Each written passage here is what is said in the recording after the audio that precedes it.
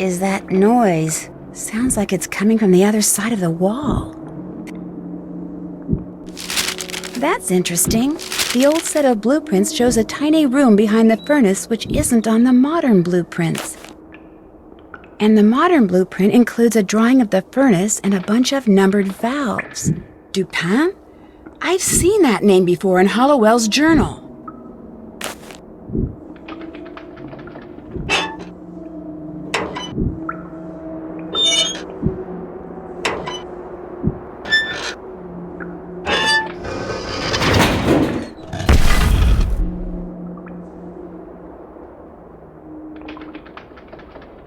Corinne? What are you doing here? Apparently the same thing you are. Looking for the treasure Rita Hollowell hid. Is that it? What is it, an old manuscript? By Edgar Allan Poe, never published. He told her where it was when he was on his deathbed. When he died, she took it and ran off so Rufus Griswold wouldn't end up with it. At least I think that's what happened. You found all that out while you were researching that paper? When I do research, I do research. Although, truth be told, all I knew with relative certainty is that she'd hidden something in this building. I wasn't sure where. Which is why you became the Black Cat. I'm not the Black Cat. I didn't leave those notes. No, you blackmailed someone else into doing that for you. Two someones, actually. You're pretty smart. The question is, are you smart enough to live to tell the tale? I don't think so.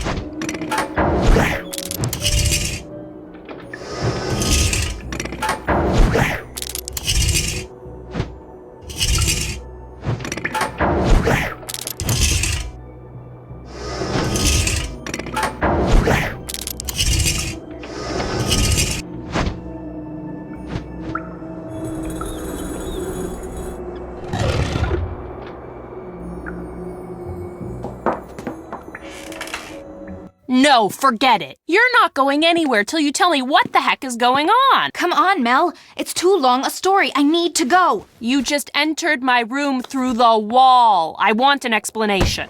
I'll explain later. Now let me past. Stay right there, Mel. You too? What is this? Well, for Corinne, it's over. Because of all the meticulous research she'd done, Corinne knew Rita Hollowell had hidden something written by Poe somewhere in Ramsey Hall. But without the clues that my investigation eventually uncovered, her only hope of finding it was by searching the entire building. And she couldn't do that unless most, if not all of its occupants spent midterm break elsewhere, leaving their rooms unoccupied. So, she resurrected an old Waverly legend and attempted to frighten her classmates away with notes from the Black Cat, followed by well-timed accidents. And, having stumbled upon Rachel and Kim's secret months before, she blackmailed them into writing and delivering the notes for her, so that if anything went wrong, they would take the blame. But thanks to me and to Mel, who wouldn't even let me out of her room until I told her everything, Corinne got the blame and was promptly expelled, which is kind of too bad. She would no doubt have graduated at the top of her class if her greed, guile, and subconscious desire to retaliate against her classmates hadn't gotten the best of her. But some good did result from all this. For one thing, Megan's parents dropped their threatened lawsuit and allowed her to return to school. Fully recovered from her allergic reaction, she threw herself into her studies with a vengeance. Now, with Corinne out of the picture, the valedictorian contest has turned into an academic knockdown dragout between Izzy, Leela, Mel, and Megan, which is a good thing. Not pretty, but good. Anyway, as for Rachel and Kim, Corinne made sure they got expelled too. But when some of Waverly's more influential alumni heard what had happened, they insisted the twins be unexpelled and even paid their tuition and board for the rest of the year. They contended that the audacious fraud Rachel and Kim had perpetrated stemmed from their determination to get a good education, and hence should be rewarded, not punished. And you know, I have the feeling Rita Hollowell, and maybe even her idol Mr. Poe, who is pretty darn good at making fiction seem like fact himself, would have very much agreed.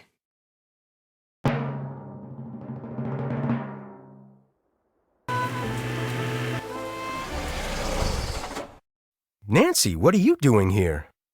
You mean me, as opposed to Brooke? Brooke? What are you talking about? When I was fixing the phone jack, I accidentally overheard the phone conversation you two had. I could hear it through the headset on your desk. And just what do you think you overheard? Enough to know you two are working together. You've been sabotaging your own team, haven't you? You've been doing everything you can to make sure Brooke's team wins and yours loses. That's ridiculous. That's why you're meeting her way out here, so the people who've been looking up to you all this time couldn't see her paying you off. I have never gotten the credit I deserve for the work I've done, ever! I know more about tornadoes than any person alive, and I get neither the respect nor the compensation people half as brilliant as me get without lifting a finger. Why? Because I work for a podunk college run by podunk incompetents bent on bad-mouthing and spiting me at every turn just because I don't play well with others at their idiotic staff meetings. Why don't you just quit? Because thanks to them, I'm considered impossible to work with. No other school will hire me. I'm stuck here and they know it. So yes, I've been sabotaging my own team. And yes, Brooke is paying me a small fortune to do so because I've had it. I'm through! A tornado's forming. I can feel it. It'll be on the ground in minutes. And it's going to be huge. And here you are, a novice out in the field and all alone. Nancy, this is Debbie. Over. I'm here.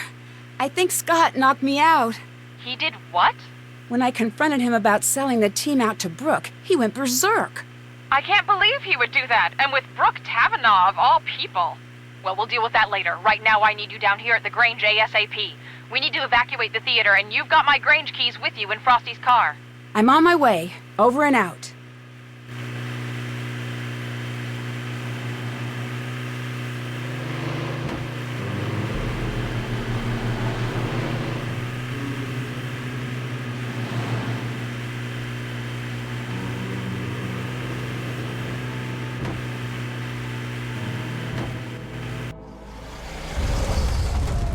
It's been chaos here.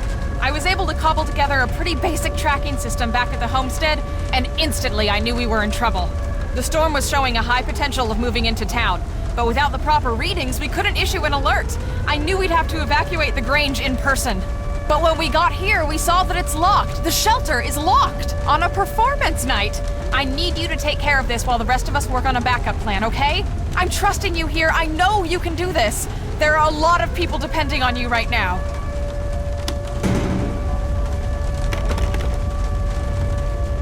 What is this now? Who would double lock a storm shelter? Nancy, quick, which key opens the shelter? Yes, you did it! Nice job, Nancy.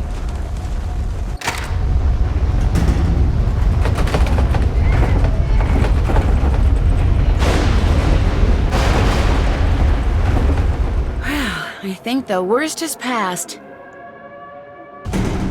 Nancy, where are you going? Get in the shelter! I can't just let Scott get away. Okay, Nancy, first thing, switch on your GPS. That little dot you see, follow that and it will lead you right to Scott. We put a tracker on his truck. It's a safety thing. But Nancy, be careful out there. Keep this radio on and I'll do my best to keep you safe. And Nancy, I'm really sorry about everything that happened back there. Scott, he wasn't always like this. I was worried about him earlier. His heart clearly wasn't in it anymore. He was putting us in danger. I just wanted to do what's best. That's not what it sounded like when I overheard you talking to Frosty. You two wanted to get rid of Scott, and from where I was standing, you sure didn't sound very concerned about safety. Nancy, I know it probably sounded bad, but there's a lot you don't know. Pete, the intern you took over for, his injury wasn't just an accident. He got hurt because Scott sent him out where he never should have been. After that, I knew I had to take over. That's still no... Looking back, I do things differently. But I did what I did for the right reasons. I wanted to push Scott until the world saw how reckless he was being. It was a mistake. I screwed up and I accept responsibility. No matter what happens out there, promise me that you'll be careful. I promise.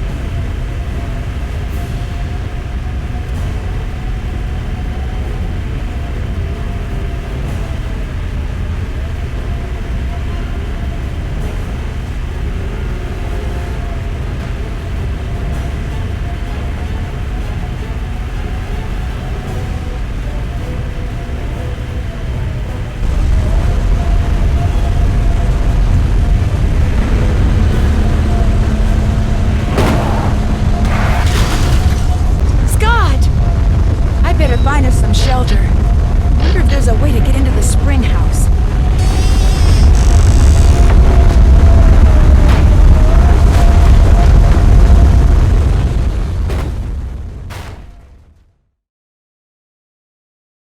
Made it! Dear Ned, once the theater was successfully evacuated, Debbie and Chase were able to follow the GPS tracking signal to the spring house, where Scott and I had safely weathered the storm.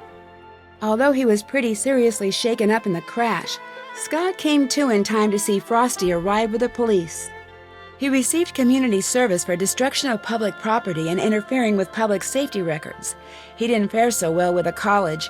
They fired him quicker than lightning hitting a bee-stung greyhound, as they say around here. So it looks like he'll actually be serving the community now, instead of just pretending to, even if it's just by picking up garbage by the side of the road. Word spread quickly about Scott's misdeeds, and soon Brooke Tavenaugh, the rival chase team leader, found herself out of a job as well. With the storm season almost over, it looked like both teams were out of the competition. Debbie, always the organizer, decided to combine the remaining members on both teams for the remainder of the season. Without Scott's ever-present storm cloud hanging over the team and his constant sabotaging, the team really began to hit its stride with Debbie in charge. 2 days after I told Krollmeister I had found the source of the sabotage and the change in team leaders, Debbie's chase team was greeted by a surprise delivery, the next generation of Krollmeister's storm tracking and detection equipment. With Scott out of the picture, Frosty renegotiated his contract. Now that he's able to pursue his own projects on the side, he's just about doubled his output. He's launched his own business, and when he's not getting pelted by softball-sized hail, you'll find him in his studio. Chase has given up on his dreams of finding oil. Even if he hadn't, he wouldn't have the time to look. Debbie's keeping him too busy. Free from having to spend his days fixing Scott's mistakes, Chase has finally had the opportunity to show off his keen sense for weather. Now that Debbie has accepted Scott's old position as head of the Canute Storm Team, he's become her right-hand man. Last I heard, he was going to assist Debbie in her classes in the fall. And when I got home, I found a surprise delivery myself as well. The first shipment of my lifetime supply of Cocoa Kringle bars. Krollmeister also sent me a note telling me to keep my bags packed. He has a special surprise trip planned for me as a way to say thanks. As long as it's someplace where the clouds stay in the sky like they belong, I'll be happy to go. While the winners of the Green Skies event won't be determined until fall, things are looking pretty good for Debbie's team. With the new equipment, they've logged the most storm data. And although Debbie won't be showing anyone until she's 100% sure, The team may have made a verified touchdown prediction. Yesterday, a postcard from Pa arrived. After the town repaired the storm damage to the Grange, they restaged the town play. They even added a new part about the storm, including a scene where a certain someone unlocks the storm shelter. As long as it wasn't played by Pa in a wig, I'm happy. Pa says that he remembered most of his lines this time, at least the important ones. As for me, well, I've had just about enough stormy weather for one season. Love, Nancy.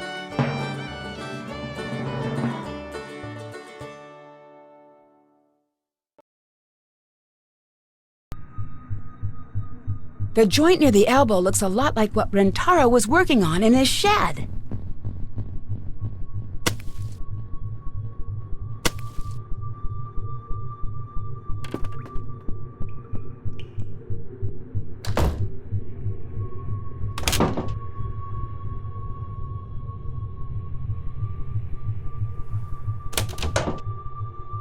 Hello, Nancy-san. What really happened to Kasumi? I need to know. The police said it was an accident. It wasn't an accident. What did happen? It was my job to take care of the bass. I was supposed to be there. She was supposed to be meeting with that pen pal friend of hers downtown. She was so excited to go. I should have let her go. I should have taken care of everything myself, but I didn't want to. I didn't like her going into the city. I didn't like that pen pal of hers, always getting her so wound up about leaving here. So, I played sick so she couldn't go. I don't understand. The pool ledges are very slippery. You must know where to walk. There was a reason I never let her do that part. But I wasn't thinking about that. I was too selfish. She drowned that night in the baths. It should have been me down there. And she knows that. You can't blame yourself for that. You don't understand. I do. Accidents happen. As much as we wish they didn't, you can't keep everyone safe, no matter how hard you try. It is different for a parent, Nancy-san. Miwako and Yumi blame themselves, too. If you can't let Kasumi go, how will you be able to help the girls? I don't know if I can do that.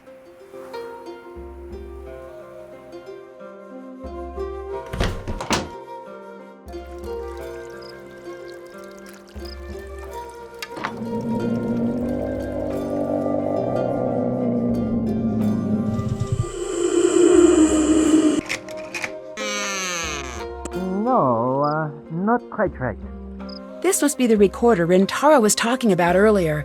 I'll take this and leave the other one here.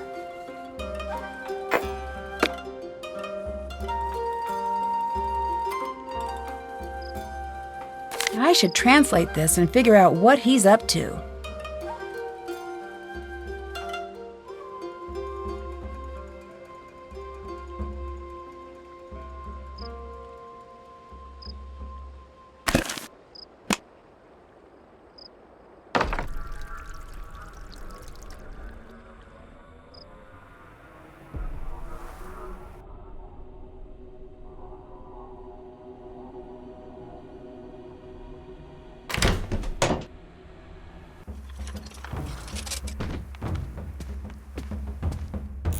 What are you doing in here? You're the one trying to scare everyone away, aren't you? No, Nancy. I'm not trying to scare everyone away. I am scaring everyone away. The ryokan needs to close down. But why would you want to close this place down? Look around you. Does this look like a good place? Everyone can sense it immediately, and it makes them leave. Everyone but you. But when I tell Miwako that you're here to collect info for Savannah's next book, you'll be out of here too. I've got to find a way to keep him from escaping.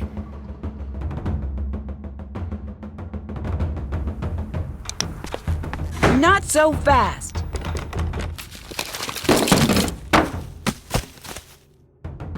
I've got to find find a way to convince everyone about Rentaro, quickly.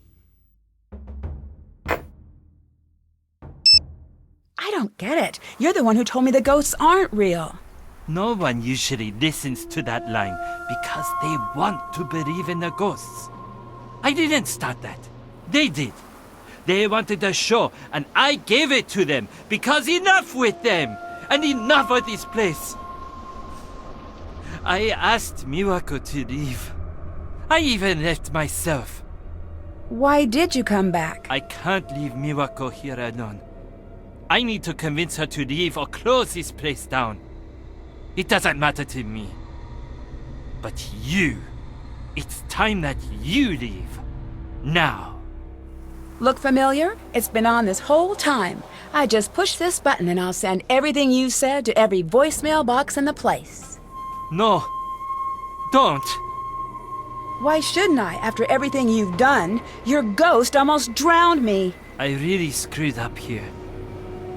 Let me be the one to tell her. If I do, she might forgive me. Eventually. Not a chance, Rentaro. All right. I don't want to be here when you tell her. Dear Hannah, Rentaro left and never returned to the ryokan. To this day, no one knows where he went. When I told Miwako and Takai what he'd been up to, they were furious and relieved. After living in the shadow of Rentaro's hauntings for so long, they were finally able to feel at home again in the ryokan. Okay, but I'll be watching. You'd better do it.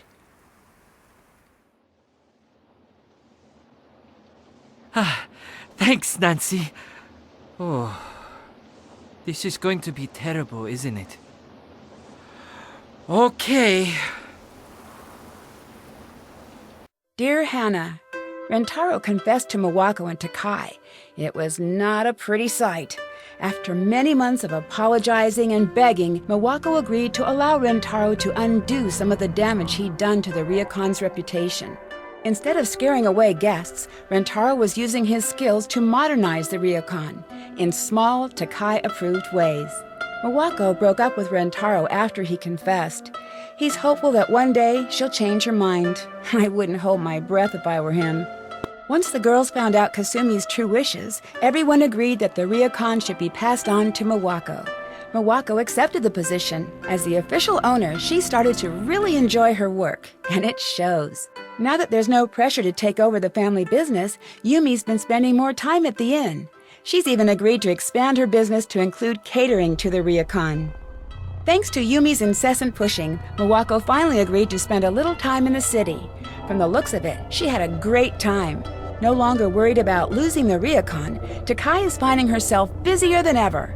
Her classes in the traditional arts are booked for months in advance. She said she'd always fit me in for a calligraphy lesson, even if it may be a bit of a lost cause. From what I hear, the ryokan's no longer the creepy place I remember. Customers are returning with a vengeance. Guess that means it'll be harder for me to get reservations next time I visit. As for me, I finally got to spend some time in the town with Bess and George, and it was worth the wait. From the boutiques to the traditional cultural exhibits throughout the city, I don't think we've ever had so much fun on a trip. See you soon. Love, Nancy.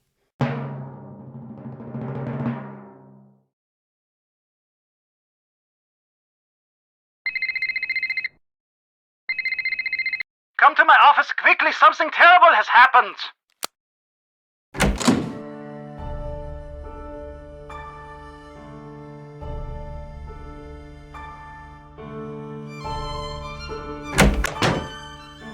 Nancy, something terrible has happened! It's Lucas! He's missing!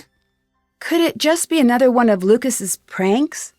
I wish it was. It's not his style. He wants to be there to see what's happening. Anyway, he's just not capable of something like this. You've got to make sure he's okay, Nancy. I thought you didn't like him. This is not about liking, Nancy. Everyone in this castle is family. I'll let you go. Bye. See you later, Nancy.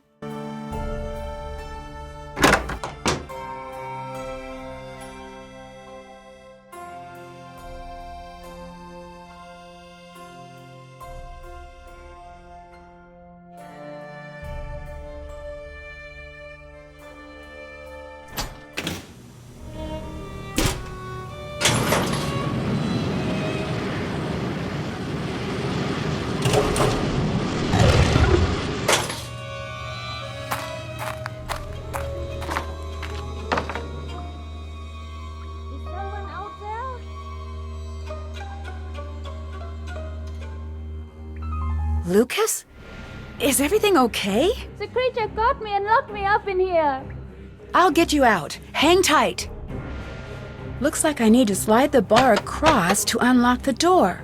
I'll have to avoid those pegs while it's moving.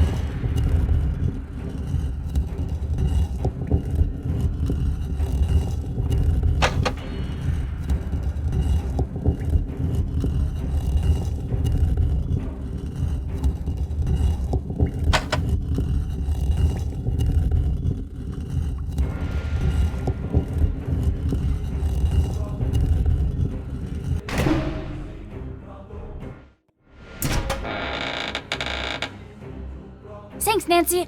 I'm out of here. Hurry!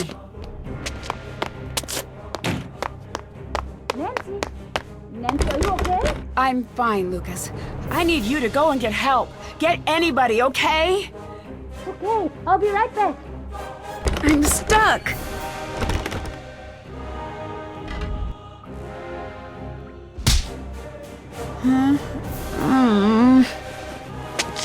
What's going on? Hello? Is anyone out there?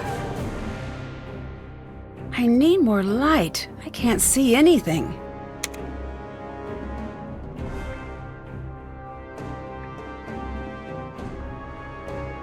These images must hide some sort of clue. That one's of the necklace. I wonder if the legend pages I've been finding would help. Did it! Oh, what's this? The legend pages have letters like this on them. I wonder if the order they were in before spells something. That must be the word I need to spell on the wall. It looks like I can start anywhere. Wow, it looks like the pieces slide to the next spot when they're put in.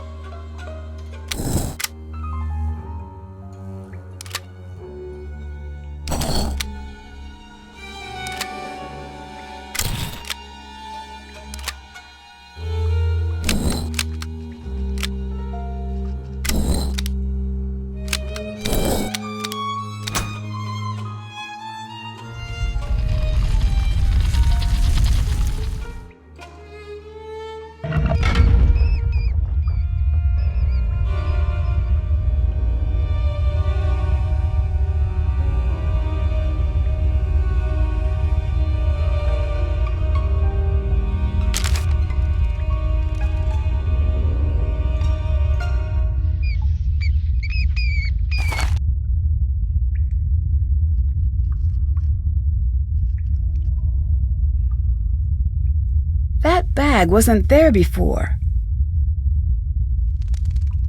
These look like spare costume pieces.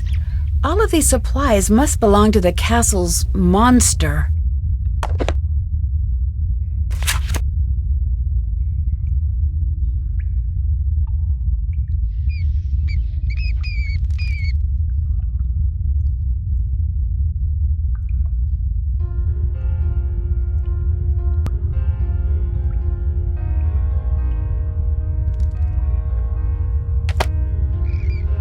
This email has tomorrow's date.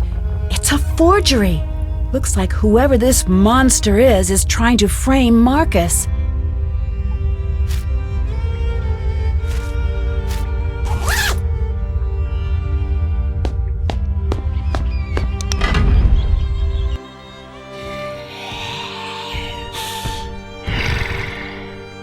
Stop! I know it's you! Anya. Looks like I don't need this now. If you had any idea how hot it was in that thing. Well, enough with the niceties. Why are you doing this? This castle was never yours. It should have been. It would never have been Marcus's if it weren't for me. He can't have it without me. I don't understand. Neither did I. I pushed him every day to go out there to make a mark on the world. I made him. And one day he makes his first big deal, and the very next day he leaves me for some stupid young blonde who really gets him. Then he was gone. This isn't exactly gonna bring him back. I don't want him back. I want him ruined. By scaring away his customers? No. What if he told me to orchestrate the creature sightings as a publicity stunt? Did he? No.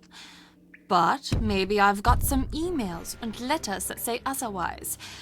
And what if this publicity stunt led to a deadly accident? He'd be done. Over.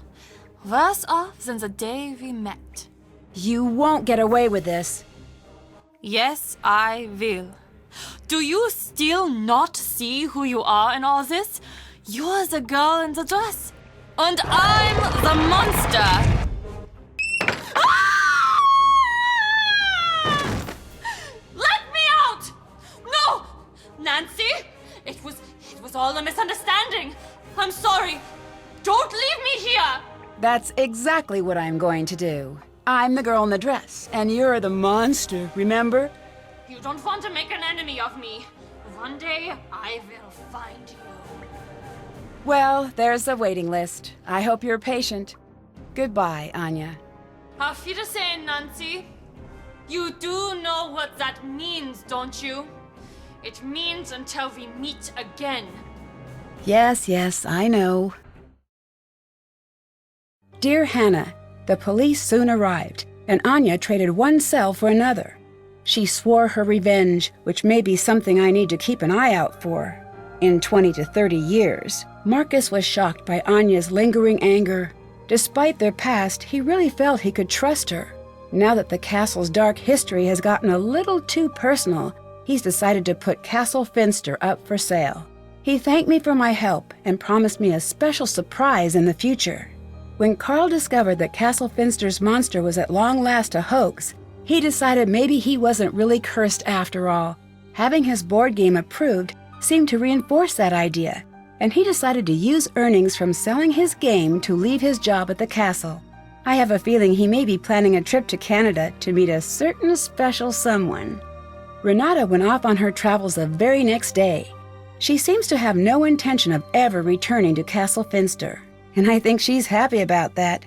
She thanked me for all of the snacks and told me to always keep an eye out for her on the road. I hope to meet her again. Maybe I'll even hear the story of our time together in Castle Finster.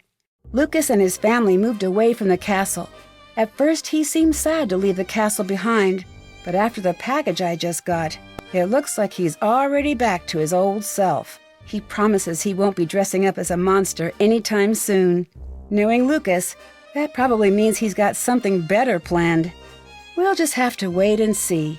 Now that almost everyone has moved on, the castle is no longer the nightmarish place it once was. The new owners don't fixate on the castle's deadly myths, but instead embrace the entirety of the castle's rich history, the bad and the good. Although Castle Finster has seen its share of tragedy, it has also enjoyed many years of peace and happiness. Now the castle's residents no longer hide behind locked doors in fear of a mythical monster. From what I hear, der Ungeheuerlichkeit Nacht Festival has been cancelled and replaced with a Finster Festival, a celebration of all the wonderful and unique things that have happened within the walls of the castle. That sounds like more fun, and it's easier to say. Last I heard, my luggage was in Moldova.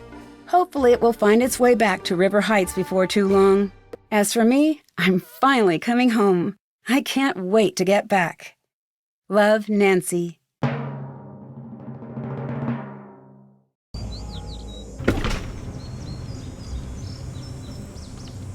The jammer should go here. All I need to do next is match the colored terminals.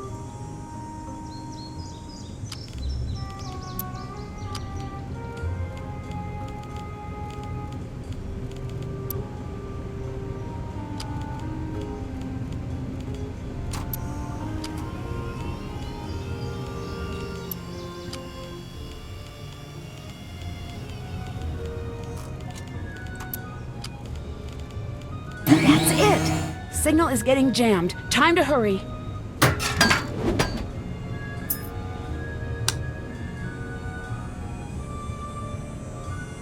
This must be how Brenda gets around town so quickly.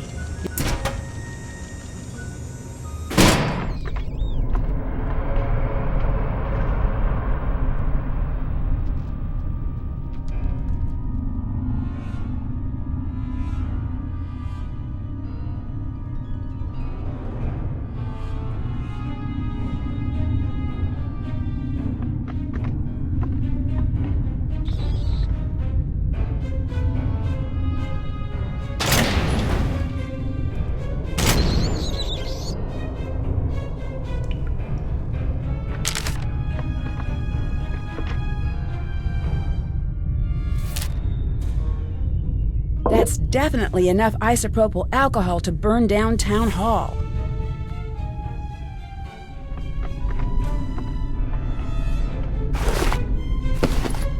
This is definitely enough evidence for the chief to know it was Brenda.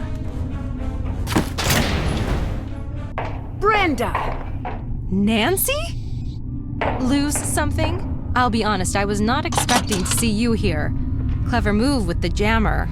This is how you got into Town Hall to start the fire, isn't it? If you have to ask, do I need to bother to answer? Why? Why would you do this? You've got the next 10 to 20 years to figure that out. I'll give you a hint. If they give you TV privileges in the big house, you'll be seeing a lot of me. But why frame me? If I didn't, you'd screw up everything for me. And now you can't.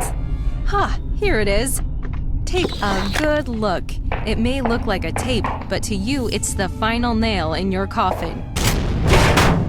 I need to get out of here and stop Brenda before she broadcasts whatever is on that tape.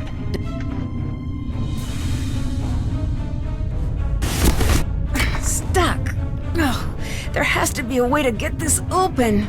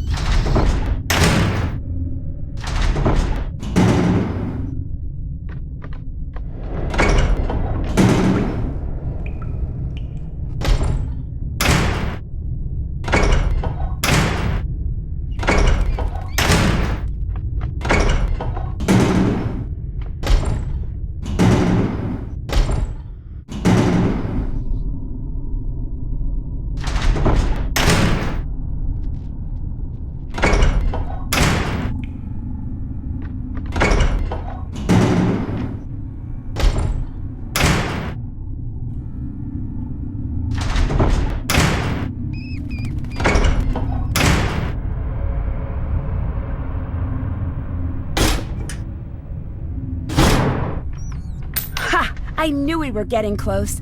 Today just keeps on getting better.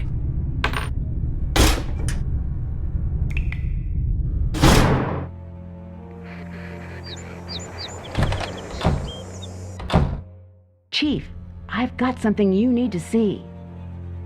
Nice job, Nancy. Could no longer contain the darkness inside herself. In a desperate act, she set the night sky ablaze. Perhaps we'll never know what caused Nancy Drew to strike the match that forever changed this town. But one thing is certain, River Heights will be a safer place with Nancy Drew behind bars. With a heavy heart, we must forever say goodbye to a former hero and look bravely. Excuse me, I'm in the middle of a broadcast. Brenda Carlton, you're under arrest. No, this isn't happening. You can't do this. Get your hands off of me! You don't want to mess with me! I've got dirt on all of you! I could ruin every single one of you! Yeah, that's a risk we'll have to take. Back to you, Jim. Dear Hannah, Brenda was right about one thing. Her broadcast did make it all the way to the national news. Just not exactly the way she had intended. Not the type to let a little thing like a prison sentence get in the way of her ambition. She's already started working the weather news desk at Heights Regional Correction Center.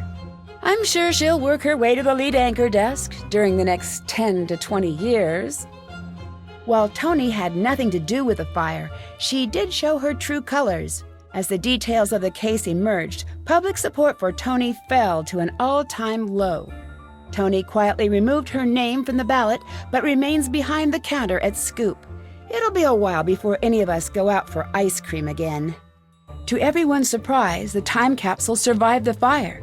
And sure enough, when it was opened, J.P. Bennington's so-called stolen property was recovered. After decades, Alexei was finally vindicated. Dad is working on formally pardoning Alexei of all wrongdoing. For once, Alexei seems pretty happy. When I asked him if he's interested in being a detective again, he said, never again. But he did say he would be happy to help any time. Deirdre is still Deirdre. She's throwing a post-clues challenge party this weekend. Not surprisingly, Ned's been invited. And not surprisingly, Bess, George, and I have not. Not that we go anyway. The town hall is set to be demolished soon and replaced with a new museum celebrating the history of River Heights. Word is that Alexei may be asked to be head curator. Now that I've been publicly exonerated, the town has really started to show its support again. My neighbors have gotten together to repair our window, and my house is overflowing with notes of support and baked treats. For me, it's just nice to no longer be public enemy number one.